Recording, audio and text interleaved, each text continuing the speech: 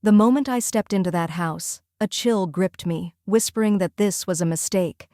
It was my son's birthday, though, and Kai's hopeful eyes had pleaded for his grandpa to be there. So, we stood at the edge of a living room that once felt like home, but now reeked of old secrets and cheap cologne. The walls hadn't changed, but the people had. Or maybe I was finally seeing them clearly. Kai had no idea, bouncing with excitement, sugar-fueled joy practically radiating off him, clutching the little thank you cards he'd made for everyone. 7 years old, he still believed in kindness, in fairness, in family. God, I wish I still did.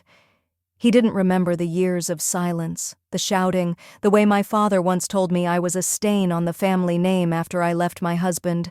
But I remembered. I remembered everything. Still, I forced a smile. Kai, always for Kai. Grandpa, he yelled, running across the room with open arms, like we hadn't been strangers for years, like my father hadn't looked me dead in the eye once and said, "You were always a disappointment." Douglas, that's my father, didn't even smile. He just nodded once and handed Kai a box, a small one, sloppily wrapped in newspaper. Not gift wrap, newspaper. The comic section at least, but still. I should have stopped him. I almost did, but something about the way my sister Brenda was watching, smug, arms crossed, glass of red wine already in hand, froze me in place, like I was 7 again, waiting for someone to tell me what I did wrong this time. Kai plopped down on the floor, legs crossed, tearing through the paper with a grin. For a moment, I let myself believe maybe I was overreacting. Then he stopped. He looked into the box, confused. His little fingers reached in, pulled out a handful of something black and dusty. Coal. Actual dirty pieces of coal. The room went silent. Then my father, no smirk, no sarcasm, just stone-cold flat, said, "Naughty kids get what they deserve." I swear I felt something crack in my chest. Kai's hands trembled. He didn't cry, didn't throw the box or shout. He just looked up at me with those wide, tear-glassy eyes and asked, "Did I do something bad, Mommy?" It was like time stopped. My throat clenched so tight I couldn't breathe. And then Brenda snorted, actually snorted, and said through a laugh, just like his mother, useless. That was it. I stood up, heart pounding, ready to grab my son and walk straight out that door, birthday or not. But my dad, calm, like he hadn't just humiliated a child, held up his hand. "It's okay," he said. "I got you a gift too." I turned to him, every muscle in my body screaming to run, but he handed me a plain envelope. "There's something inside I think you should see. Found it in your mother's attic," he said. "Figured it was time." I didn't want it. I didn't want a damn thing from that man. But something about the way he said it, the look in his eyes, almost smug but hollow, made me take it. Inside was a photo, old, faded, just a photo. But when I saw what was in it, everyone in that room gasped. I don't talk about my past much. Most people who meet me now probably think I'm just a quiet single mom, working 2 jobs, smiling through it all. And maybe I am. But what they don't see, what I never really let them see, is where I came from and why I left. After my divorce, I moved back into the house I grew up in. My mother had passed away a year before, and it sat empty, gathering dust and silence. It was the only place Kai and I could afford. I told myself it was temporary, just until I got back on my feet. But something about the house, it pulled me back in. Not the warmth of it, that had left with her, but the ghosts. My mother, Ruth, was the only softness in that house. She had this calm to her, like no matter what was happening, she could slow the storm with just a look. My father, Douglas, he was the storm. Former Navy, no nonsense, no excuses, no emotion, unless you count disappointment. I think the last time he hugged me was before I was old enough to remember. He always wanted sons. He got me, and then, 3 years later, my sister Brenda, who became everything I wasn't, loud, opinionated, perfect in his eyes. She got straight A's, won pageants, followed his rules. I didn't. I got pregnant young, married the wrong man for the wrong reasons, stayed too long, left too late. When I showed up at my parents' door 3 years ago, bruised in places that didn't show, holding a toddler and a duffel bag, my father barely looked at me, just said, "You made your bed." I remember standing there wondering if he even saw his grandson or if I was still just a stain he couldn't scrub out of his life. Brenda showed up the next day with a bottle of wine and that fake sympathy smile she wore like makeup. She looked at Kai like he was a stray dog. "He's got his father's eyes," she said. That was the first, but not the last, time I wanted to slap her. I stayed in that house just long enough to get on my feet. Found work at a local bakery, took night shifts at a gas station on weekends, put Kai in daycare, saved every dollar I could. Once I had enough, I rented a tiny apartment on the other side of town. It wasn't much, but it was ours. Still, I wanted Kai to know family, or at least I wanted him to believe in the idea of it. So, every now and then, I let him visit my father. Short visits, supervised, controlled, and to Kai's credit, he loved his grandpa. Kids are like that. They don't see the cracks, they only see the moments you smile. So when his birthday came around and he said, "Can Grandpa come?" I hesitated, but he looked so hopeful. Some part of me, the part that still believed my father had something human left in him, said yes. I even agreed to have the party there. Neutral ground, I told myself. A chance to show them I'd changed, that I wasn't the same scared girl who ran out of that house with a crying baby in her arms. I got Kai a little Lego set he'd been talking about for months, wrapped it in bright paper. He wrote his name in crooked letters on cards for everyone. "I want them to know I love them," he said. That one sentence broke me because the truth was I wanted that too. I just didn't realize how wrong I was until the box of coal hit the floor. The morning of the party, I had this weird nervous energy. You know that feeling when something isn't quite right but you can't put your finger on it?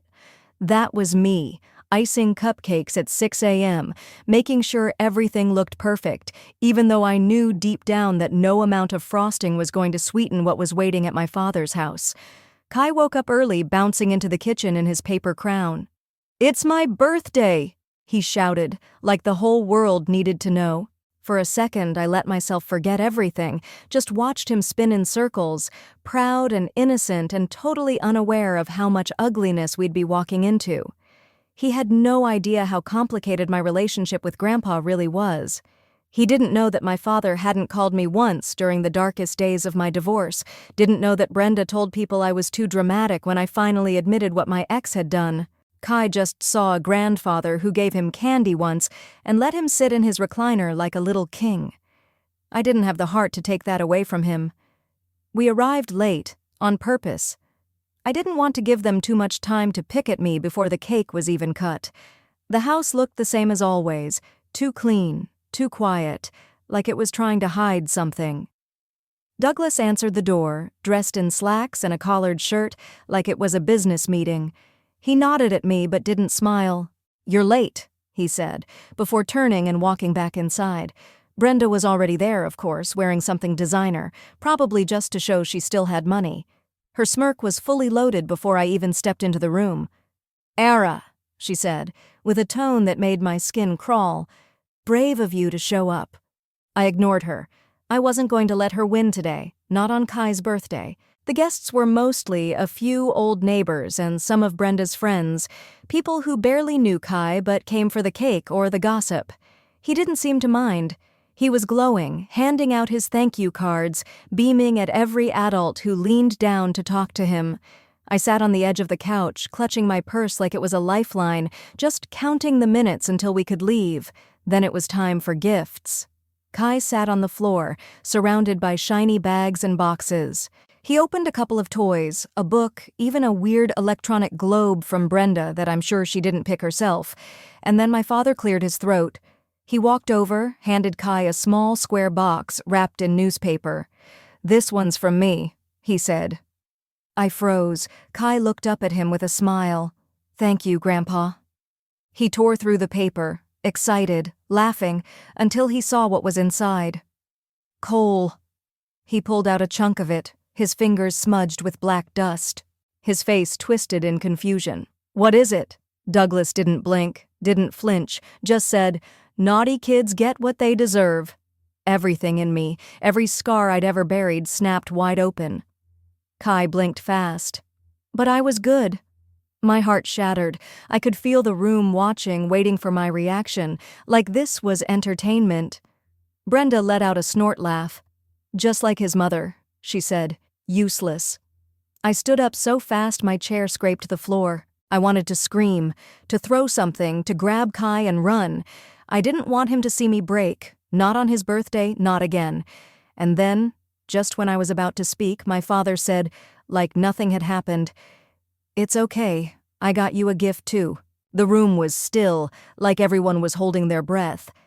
I stared at my father's hand, the one holding that plain white envelope, and for a moment I honestly didn't know whether to take it or slap it out of his fingers.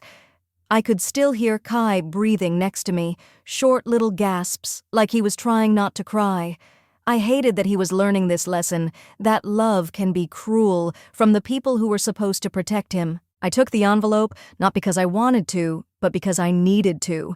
I needed to understand why he'd do this, why this moment, a child's birthday, was his chosen battlefield.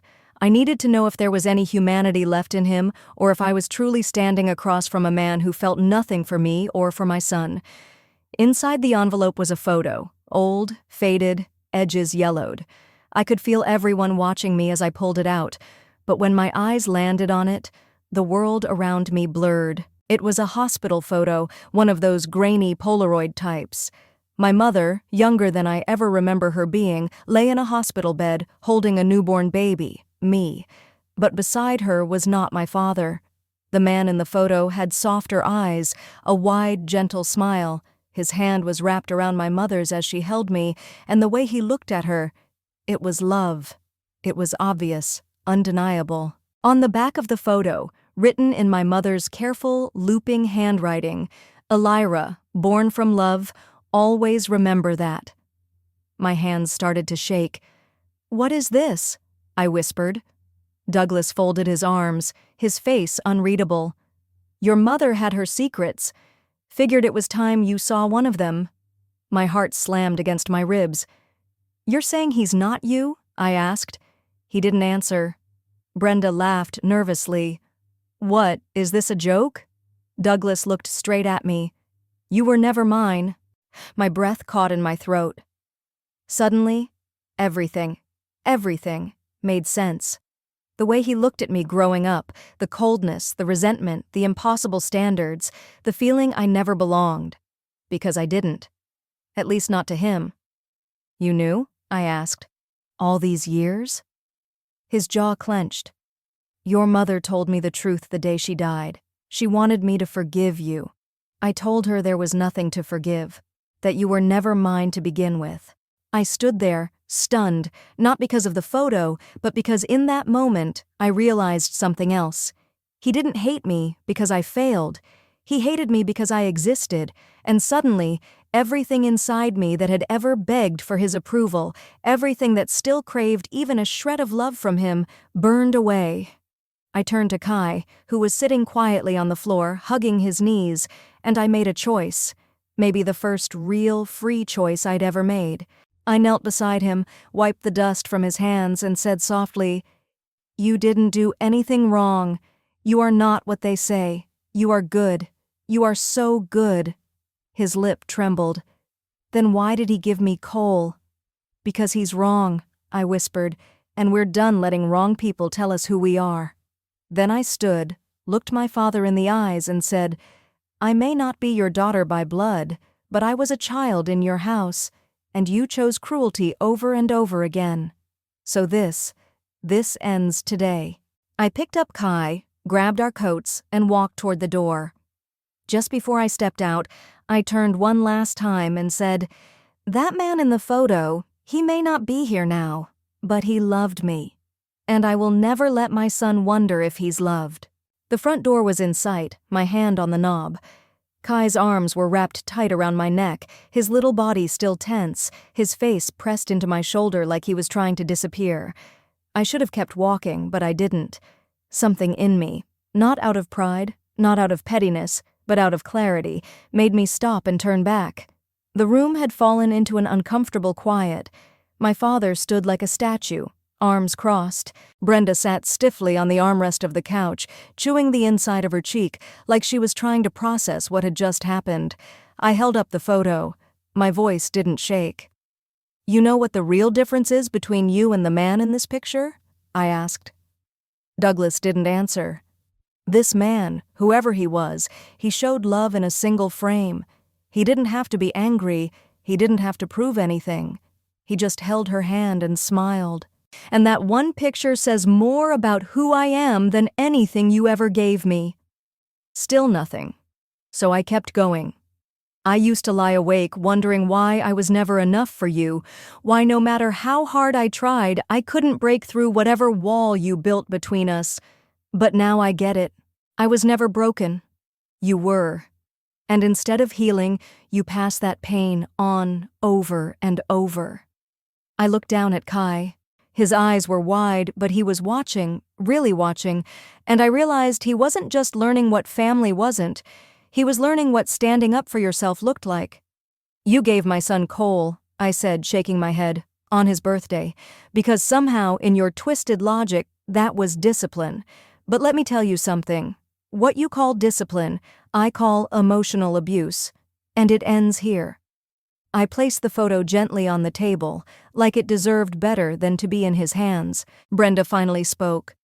"This is insane. You're blowing everything out of proportion. You don't even know who that man is. He could be—" "I don't care who he was," I interrupted. "I don't care if he disappeared the day I was born. What matters is, in one photo, he showed more humanity than I've seen in this house in 30 years. Then I turned to my sister. "And you," I said. "You laughed when your nephew was humiliated, like that was normal, like it was a punchline. You might think you're above all this, Brenda, but you're just another branch on a dying tree."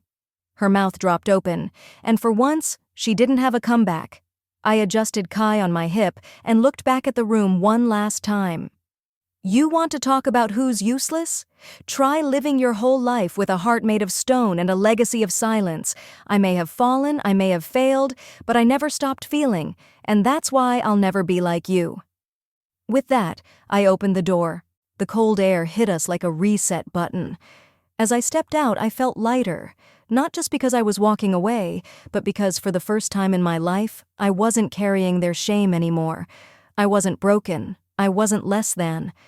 And neither was my son. We were free. 6 months later, I still keep the photo. It's framed now. Simple wood, no glass, just something warm that fits the feeling it gives me. It sits on the shelf above Kai's bed, right next to the nightlight and the stuffed elephant he refuses to sleep without. He asked me once, "Is that my other grandpa?" I told him the truth. I didn't know his name, but I knew one thing for sure. He loved me, and that love helped me love you better. Kai just nodded and said, "Then I love him too." And that was enough. After we left my father's house that day, I didn't cry. I didn't scream or fall apart. I just sat in the car, holding my son's hand while he finished the cupcake I'd saved for him in the glove box, because no one even brought out the cake. "Best birthday ever," he mumbled through blue frosting, smiling at me like nothing could break him. Kids are like that, resilient in a way adults forget how to be. But I didn't want him to have to be resilient. I wanted him to be safe, so I cut off all contact.